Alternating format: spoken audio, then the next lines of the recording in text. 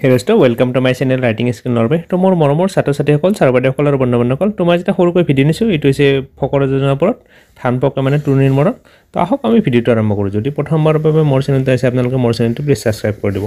তুনি চৰাই পকা ধান খাবলৈ ভাল পায় গতিকে পকা ধান খাবলৈ ধাননিত জাকে জাকে তুনি পৰে তুনি পৰিলেই গৃহস্থই নানা উপায়েৰে খেদে তদুপৰি ধান পকিলে গৃহস্থই কাটি আনে এনে অৱস্থান পকালৈ বাট চাই থকা মানেই লঘনে থাকি তুনিৰ মৰণ হ'ব সেইবাবে তুনিয়ে ধান পকাৰ আগৰে পৰাই ধান খাবলৈ আৰম্ভ কৰে মানুহৰ ক্ষেত্ৰতো এনে কথাই খাটে